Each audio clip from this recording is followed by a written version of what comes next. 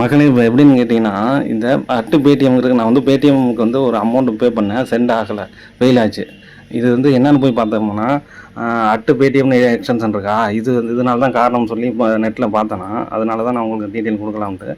நீங்க வந்து பேடிஎம் சொல்லி யாருக்காச்சும் சென்ட் உள்ளதுக்கு வந்து சென்ட் பண்ணீங்கன்னாக்கா, அதுக்கு வந்து சென்ட் ஆகுது. இந்த இஷ்யூ வரும். அதுக்கு வந்து என்ன பண்ணணும்னா, உங்களோட பேடிஎம் ஆப்ல போயிட்டு, அங்கே நம்ம எப்பயும் போல இந்த யுபிஐ ஐடி இருக்கு பாருங்க. அங்கே போய் உங்களுக்கு யுபிஐ ஐடிய காப்பி பண்ணி பார்த்தீங்கன்னா, அது வந்து என்ன சொல்ல மேலே ப்ரொஃபைலில் போயிட்டு அதில் போய்ட்டு பார்த்தீங்கன்னா உங்கள் யூபிஐ ஐடி வருமா, அதை போய் காப்பி பண்ணி வேணால் ஒரு நோட் பேடில் போட்டிங்கன்னா உங்களுக்கு தெரிஞ்சிடும். இப்போ பாருங்கள், என்னோட இதை காப்பி பண்ணி போட்டேன்.